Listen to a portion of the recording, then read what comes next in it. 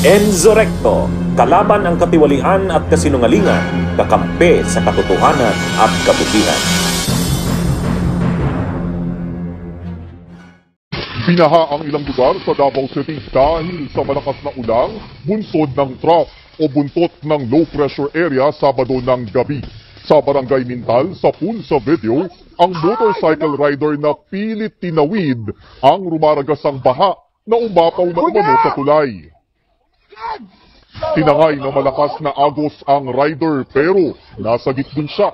Malalim din ang baha sa isa pang lugar sa barangay. Stranded naman ang ilang sasakyan nang bahain ang bahagi ng Tumbok District.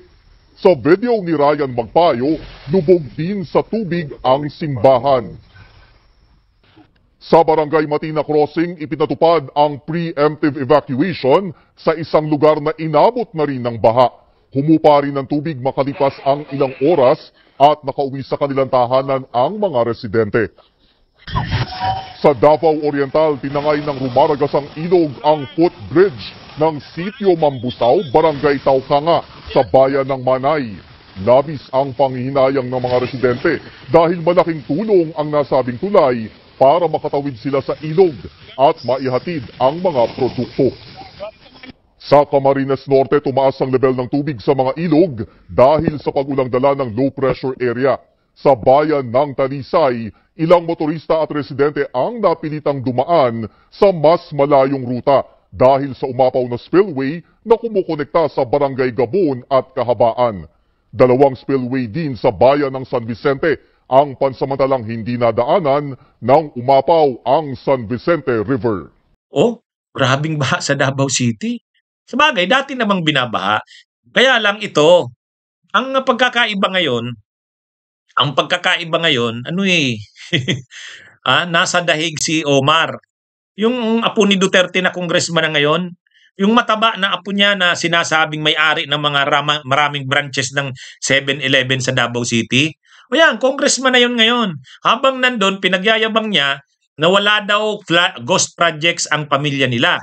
Yung father niya, si Pulong ang father niya ama niya eh. O, wala daw, maayos ang projects ng mga Duterte sa Davao City. Yung flood control projects nila, epektibo yon. Walang substandard, walang ghost, walang multo, yung pang-term niyang ginamit. You can check, you can go to the city, go to the first district, Paban. You can see na lahat ng projects, wala naman kaming ghost project, hindi sikat ang multo sa amin eh. Walang ghost project sa amin. Biglang umulan kagabi. Ha? At ngayon, baha halos yung buong Davao City, grabe. So parang ano nangyari? Parang kahit ang kalikasan, kahit ang Diyos, hindi kumbinsido kay Omar.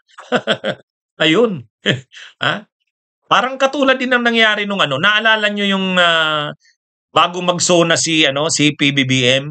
Bago magsona si PBBM, umulan ng malakas. Umulan ng sunod-sunod, 3 bagyo, pati habagat. Ngayon, sa sunod na mga ulan na yon, na bagyo na yon, na-expose na grabing baha. Yung Metro Manila, yung Bulacan, yung Pampanga, yung mga baha, talagang pati Cavite, talagang grabe yung baha. O ngayon, ang tanong doon, nakita ngayon ng gobyerno, di ba napakarami ng flood control projects? Sa panahon lang ni PBBM, 450 billion pesos ang flood control projects sa taong 2025. Taong 2025. 450 billion. So, anong epekto? Wala man lamang bang yon? O doon, medyo naging dahilan yon para mag-imbestiga. Ano ba ang epekto ng mga flood control projects na pinunduhan ng pagkalaki-laki? So tiningnan ngayon, may lumitaw ngayon, maraming wala, may mga ghost projects pala. At marami, kagagawa pa lang, 1 taon, 2 taon, giba na, sira-sira na. So, nag-trigger ito ngayon. Sa parte ng presidente, imbestigahan. So, nirequire ng presidente yung DPWH na ilabas yung pangalan ng mga lahat ng kontrata, lahat ng contractors ng flood control mula 2022 hanggang 2025. Pinalabas sa DPWH. Nang linabas ng DPWH yun, tiningnan ngayon, alin dyan yung pinakamalalaki. Pumili ngayon sa 450 billion, yung nakakuha kaagad ng 100 billion, parang ang laki na kaagad, 20% na ba yan? Ang laki. 450 billion ang halaga ng kabuang flood control projects. Tapos 450 billion sa'yo, ay sa 450 billion, sa'yo yung 100 billion, 15 lang yon. Nandiyan na yung St. Gerard, St. Timothy ng mga Diskaya, yung Sunwest at saka High Tone ng mga nila Saldico at ng kapatid niyang si Christopher Co.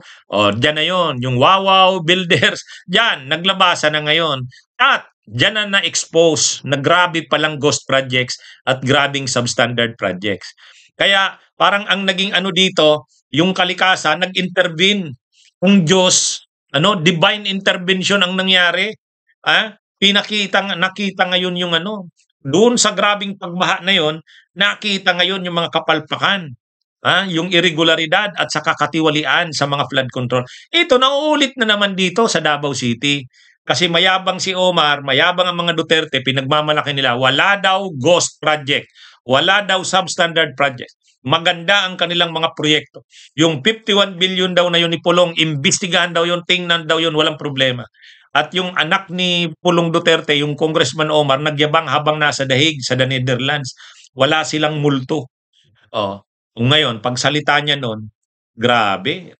Actually, kumakalat ngayon sa social media, grabe yung baha sa Davao City. Mga kabunyo, grabe, kita mo talaga. Kaya, sa dami ng pondo na ibinagsak sa Davao City lang, distrito lang ni Pulong, 51 billion in 3 years.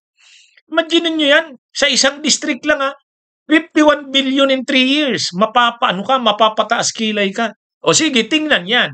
Imbestigahan nga yan. Yun na nga yung challenge ni dating Senador Sonny Trillanes kay Mayor Magalong, na advisor ngayon ng Independent Commission for Infrastructure. Pakipatingnan sa bading ito. Imbestigahan. 51 billion na mga flood control projects na dun lang sa distrito ni Pulong, First District, ganun kalaki ang pabor. O di dapat na-solve na yung problema ng baha doon kasi 51 billion sa distrito niya lang. Kaya dapat tingnan yun. Makikita yan kapag tiningnan.